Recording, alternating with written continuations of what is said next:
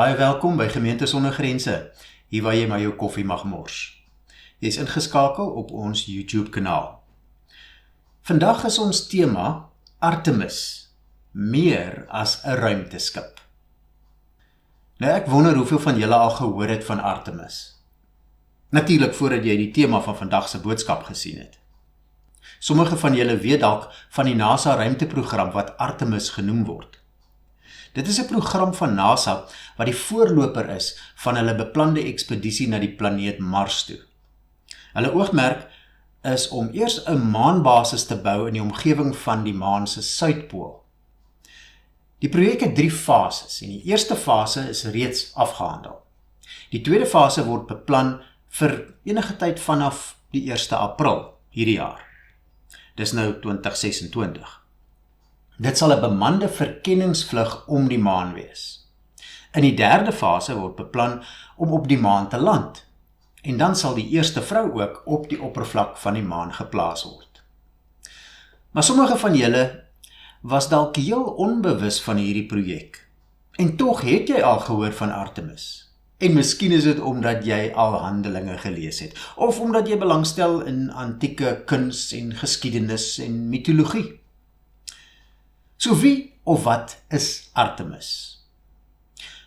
Ons lees van Artemis in Handelinge 19 en daar leer ons dat dit 'n godin was, 'n godin in die stad van Efese.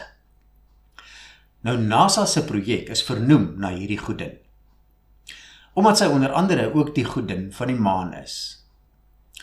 Om Paulus se optrede reg te verstaan en ook om later sy brief aan Timoteus te verstaan, is dit verskriklik belangrik om te weet wie Artemis in die leefwêreld van die Efesiërs was. Hierdie godsdiens het 'n geweldige groot invloed gehad op die stad, op sy mense en eintlik ook op die kerk. En dikwels is dinge wat Paulus in 1 Timoteus geskryf het verkeerd verstaan, omdat ons baie jare later nie hierdie godsdiens en sy invloed reg verstaan het nie. As ons moslims wil bereik, dan moet ons weet wat hulle glo. Ons moet weet waaroor om met hulle te praat, en daarom moet ons hulle leer ken, ons moet hulle godsdiens leer ken. En dit was dieselfde, of dit is dieselfde ook, met hierdie stad van Efese en sy mense. Nou as dit vir jou belangrik is, om die Bybel verantwoordelik te bestudeer en by die regte boodskap uit te kom, dan sal jy geen moeite ontsien om hieroor op te lees en navorsing te doen nie. Gelukkig is daar steeds mense wat opgrawings doen en die geskiedenis navors, so ons kan verskriklik baie by hulle leer. So wie was hierdie Artemis? Talle van die eerste eeuse skrywers het die verhaal van Artemis vertel. Elkeen met 'n paar verskilletjies in die detail, maar oor die algemeen klink die storie so. Zeus het 'n dogter gehad en haar naam was Artemis. Maar sy was nie die dogter van sy vrou Hera nie. Sy was die dogter van sy minnares Leto. Artemis was egter een van 'n tweeling. Haar tweeling Boetie se naam was Apollo. Nou baie belangrik is, sy is eerstegebore en eers daarna haar broer. By haar geboorte het sy die vermoë gehad om haar ma te help om pynloos geboorte te skenk. Maar ongelukkig was dit nie die geval met haar broer nie. Sy geboorte het 9 dae lank geduur en haar ma het verskriklike pyn verduur. By die aanskoue hiervan het Artemis besluit dat sy nooit kinders wil hê nie. En sy wil niks met seks te doen hê nie, want dis tog wat aanleiding gee tot kinders. Sy het haar pa Zeus gesmeek om haar te help om altyd 'n maagd te bly. En hy het ingestem. Dit is onder andere Homerus se weergawe van haar geboorteverhaal. Dit is die Artemis van die Efesiërs. Sy word uiteindelik die godin van die jag, en is baie behendig met wapens en veral die pyl en boog. Sy word dikwels uitgebeeld as 'n jong meisie met 'n jaghond of met 'n bok by haar.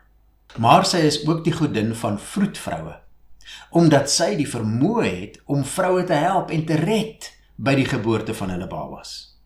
Indien 'n vrou te veel sou sukkel met geboorte, het sy egter ook die vermoë om met haar goue pyle uit haar boog 'n pynlose genade dood toe te dien en die vrou in nood op so 'n manier te verlos. Sy is dus redder en verlosser.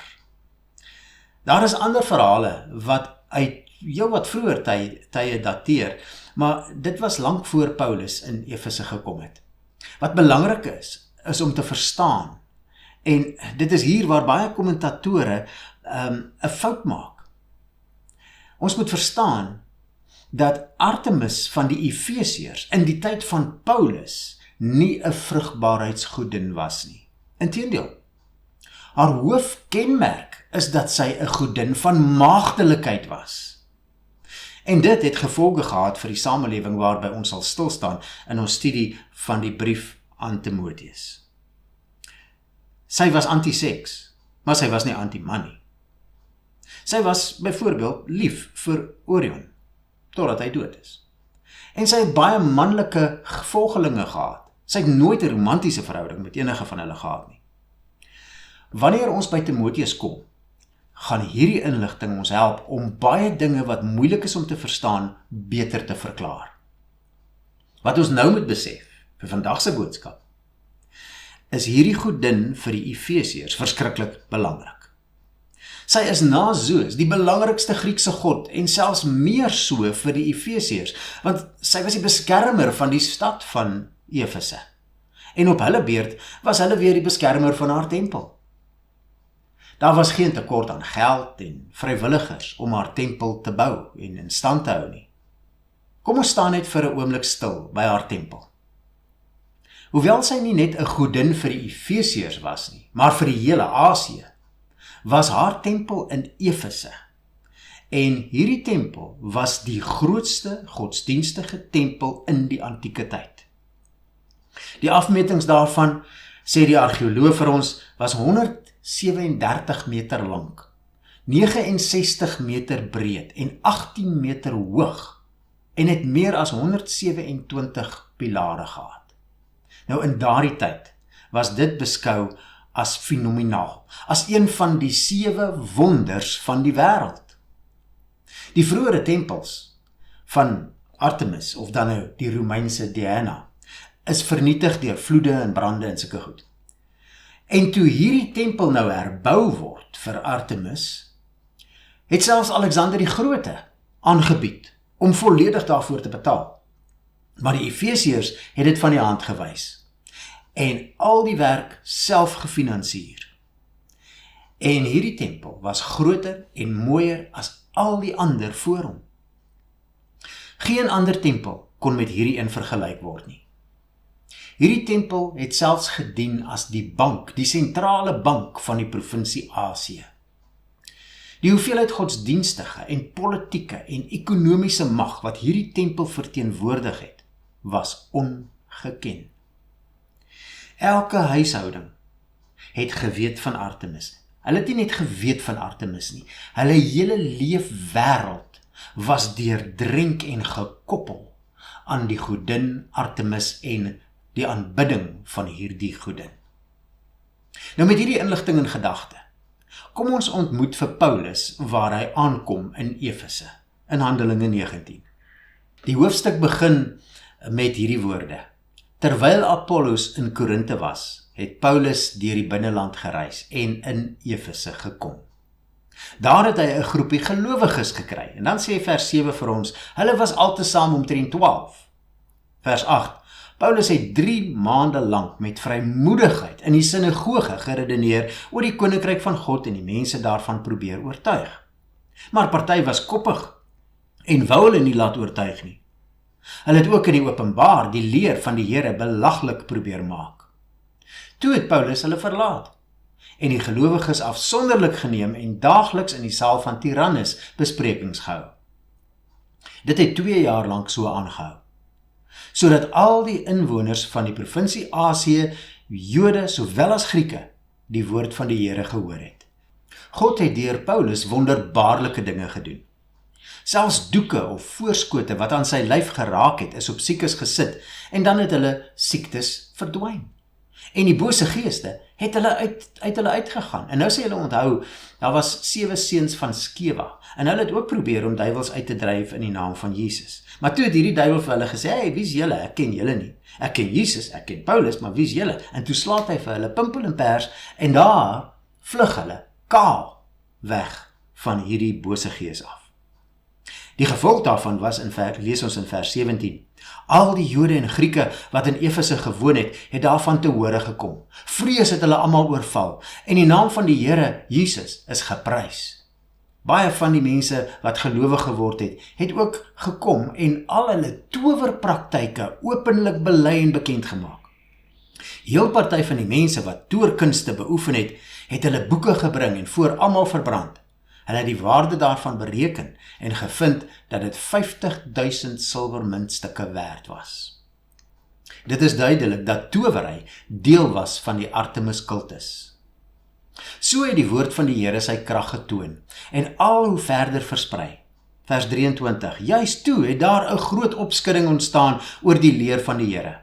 'n silversmid met die naam van Demetrius, let wel, hy's 'n man, 'n silversmid, en hy's 'n volgeling van Artemis, het silverbeelde van die tempel van Artemis gemaak en vir die vakmanne 'n goeie verdienste verskaf.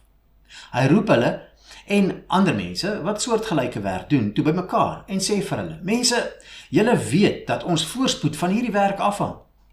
Julle sien en hoor self dat hierdie Paulus daarin geslaag het om nie net in Efese vir hom 'n groot aanhang te kry nie, maar ook in byna die hele provinsie Asië. Hy sê dat goed wat met die hand gemaak word nie gode is nie. Ons bedryf staan in gevaar om 'n slegte naam te kry. En nie net dit nie, die gevaar is ook dat die tempel van die groot godin Artemis sy betekenis sal verloor en dat sy van haar grootheid beroof sal word. Hierdie godin wat in die hele provinsie Asië en oor die hele wêreld vereer word. Nou my reaksie toe ek dit lees was, oh wow. Een van die 7 wonders van hierdie wêreld word bedreig en deur niemand minder nie as Paulus. Vers 28. By die aanhoor hiervan het hulle woedend geword en geskreeu. Groot is Artemis van die Efesiërs. Groot is Artemis van die Efesiërs. Die oproer het oor die hele stad uitgebrei. Soos een man het die mense na die amfitheater toe gestorm. Hulle het vir Gaius en Aristarchos, 2 Macedoniërs wat saam met Paulus gereis het, gegryp en saamgesleep. En nou kom ons teksgedeelte waarop ons wil fokus vandag. Vers 30. Paulus wou self met die skare gaan praat, maar die gelowiges wou hom dit nie toelaat nie. Ook het party van die hoë amptenare van die provinsie Asië wat goedgesind was teenoor Paulus vir hom 'n boodskap gestuur om hom te waarsku om nie na die amfitheater toe te gaan nie. Almal het deur mekaar geskreeu en die hele vergadering was in die war. Die meeste mense het nie geweet hoekom hulle daar by mekaar was nie. Toe die Jode vir Alexander vorentoe stoot, het party van die mense vir hom gesê wat aan die gang is. Hy het met sy hand gewys dat hy iets vir die volk wil sê. Maar toe hulle merk dat hy 'n Jood is, het hulle almal byna 2 uur lank uit een mond aangehou skreeu. Groot is Artemis van die Efesiërs. Groot is Artemis van die Efesiërs. Mense vir 2 ure lank het hulle so aanhou skree. Nou jy sien, hulle het dikwels gedink dat die Christene deel was van die Jode, want Paulus het altyd eerste na die sinagoges toe gegaan en daar die evangelie gaan verkondig aan sy eie mense. En eers wanneer hy uit die sinagoge uitgejaag word en die mense onder die mense nie hou van wat hy sê nie, dan het hy na die heidene toe gegaan. So vir hulle was die Christendom nog verbind aan die Jodendom. Vers 35. Uiteindelik het die stadsklerk daarin geslaag om die skare tot bedaring te bring. Efesiërs, het hy gesê, watter mens weet nou nie dat die stad van die Efesiërs die beskermer is van die tempel van die groot Artemis en van haar beeld wat uit die hemel geval het nie.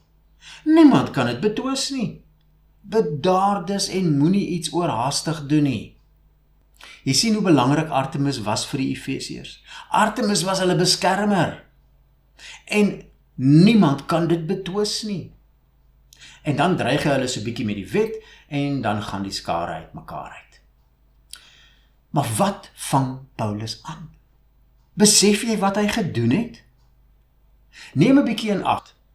Arnold says of Artemis Ephesia, her image adorned the coinage. A month of the year was named after her. Olympic-style games were held in her honor, called the Artemisia. And she was trusted as the guardian and protector of the city. Sources dating to the imperial period describe corporate feasts, sacrifices, festivals, processions, contests, music, acting, magic, sacred games, and a birthday procession focused on the goddess's origin story. All of this suggests that she had a strong hold on the city of Ephesus. En met dit in gedagte, kom Paulus hier aan. En wat doen hy? Hy veroorsaak dat Demetrius in vers 27 sê, ons bedryf staan in gevaar om 'n slegte naam te kry. En nie net dit nie, die gevaar is ook dat die tempel van die groot godin Artemis sy betekenis sal verloor en dat sy van haar grootheid beroof sal word. Hierdie godin wat in die hele provinsie Asië en oor die hele wêreld vereer word. Nou kyk, as Paulus 'n bedreiging was vir een van die grootste 7 wonders van die wêreld, dan wil ek Paulus noem, die 8ste wonder van die wêreld. Hy moes 'n fenominale mens gewees het. Wat het hom so laat uitstaan, bo selfs die grootste gode van sy tyd? Wat hom laat uitstaan het, was nie sy geleerdheid, die feit dat hy 'n Jood was, of 'n skrifgeleerde nie, ook nie sy dubbele burgerskap, of sy vermoë as 'n spreker nie. Dit was nie sy leierseienskappe nie. So wat was dit? Ons kan 3 dinge in Paulus identifiseer as ons vers 30 en 31 lees. Paulus se voorbeeld leer ons eerstens dapperheid.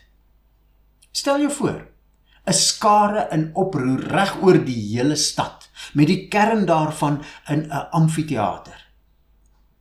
Baie weet nie eens waaroor dit alles gaan nie, maar hulle is deel van die oproer. En aan wie se kant is hulle? Groot is Artemis van die Efesiërs, roep almal saam. Duidelik is hulle aan die kant van Artemis, nie aan die kant van die Jode of aan die kant van Paulus of selfs die God van Paulus nie. Artemis is hulle beskermer. Raak aan Artemis, dan raak jy aan ons. Nou dink 'n bietjie. In ons eie geskiedenis was daar tussen die 70s en die 90s verskeie sulke oproerige byeenkomste, spesifiek gerig teen sekere mense in ons land. Sommige van julle onthou dit nog goed. Sou jy dit waag om te probeer om so 'n skare stil te maak en met hulle te praat?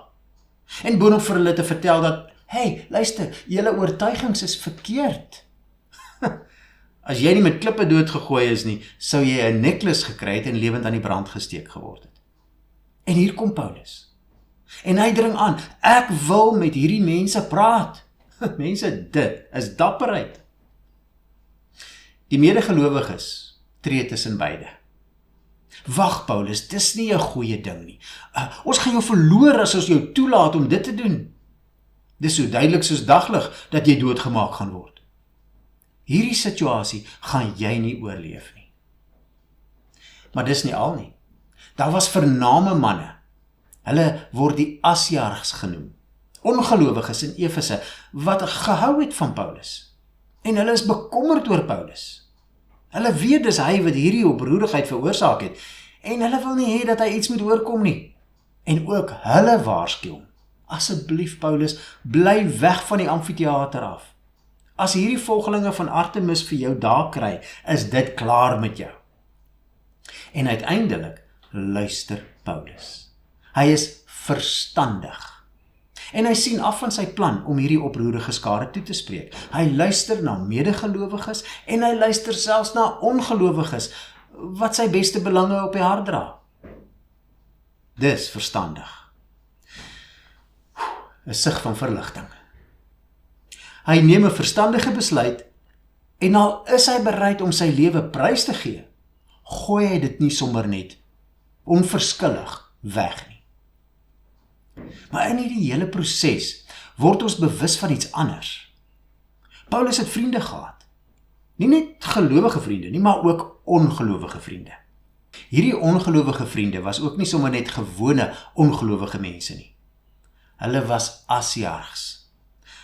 Paulus het nie anoniem en onder 'n dekmantel gewerk nie. Hy het doelbewus die hooggeplaaste, invloedryke en vermoënde mense genader en verhoudings met hulle gebou. Nou, hierdie Asiargs was aangestel om die spele, soos die Olimpiese spele en daai goed, te borg. Hulle was geweldig ryk geweest.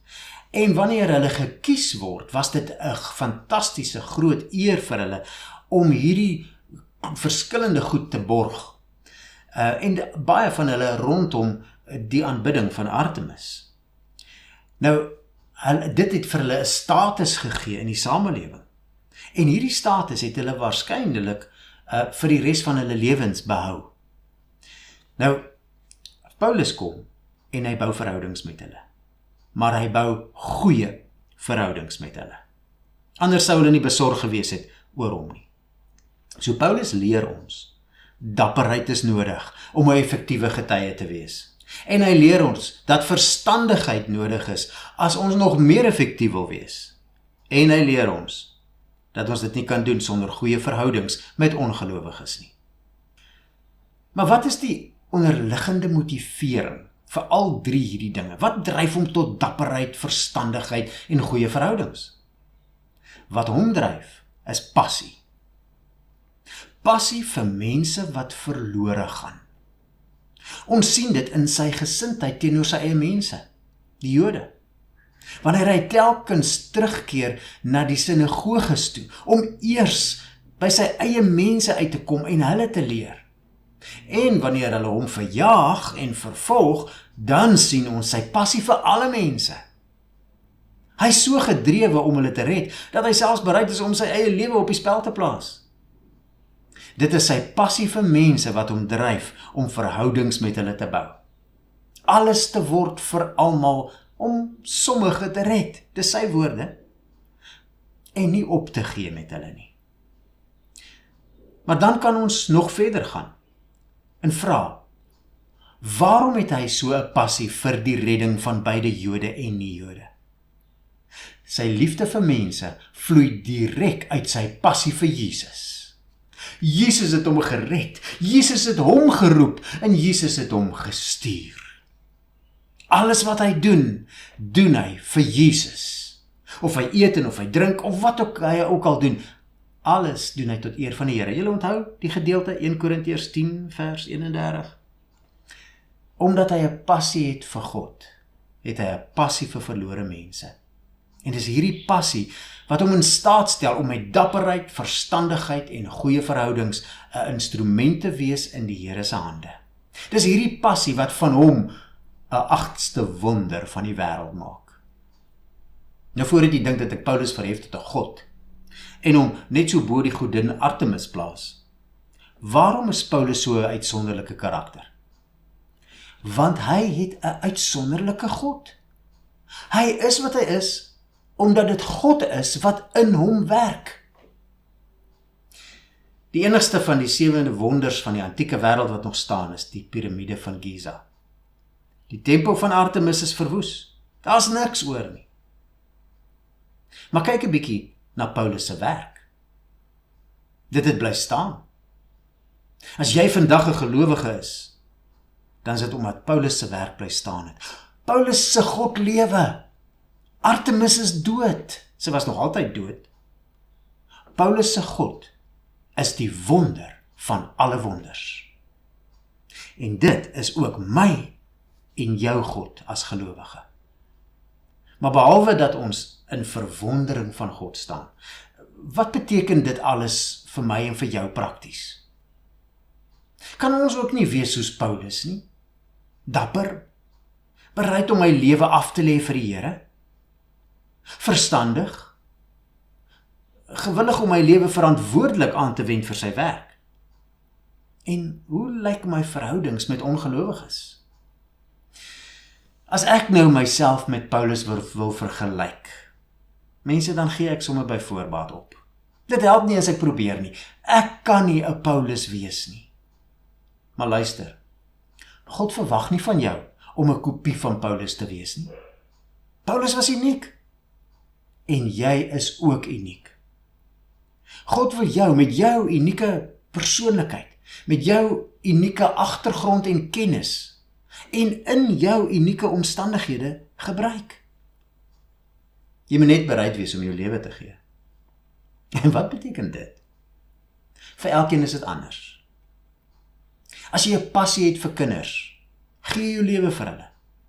Die lewe wat jy het om vir hulle te gee. God verwag nie van jou om te gee wat jy nie het nie. As jy 'n uur op 'n Sondag het, gee dit. As jy elke dag 10 minute het, gee dit. As jy 5 dae 'n week het, gee dit. Watse gawes het God vir jou gegee? Gee dan jou lewe daarvoor. Moenie onverstandig wees en so optree dat jou sekulêre werk, wat ook 'n gawe van God is, verwaarloos word en jy dit uiteindelik verloor nie. God het dit ook immers vir jou gegee om tot sy eer te gebruik. Doen dit met daardie verantwoordelikheid en bou goeie verhoudings. Ja, met ongelowiges ook. Wees vriendelik teenoor hulle. Bedagsaam, hulpvaardig. Bedien hulle. Moslems, Jode, Boeddhiste, Hindoes, ateïste, sataniste, almal. En bid vir hierdie vriende van jou. Laat hulle jou ken as iemand wat aangenaam is en lief is vir hulle. Lief genoeg dat jy ook uiteindelik nie net vir hulle bid nie, maar ook die evangelie met hulle deel. Maak nie saak hoe groot jou hedendaagse Artemis is nie. Jou God is groter. En daarom kan jy dapper wees.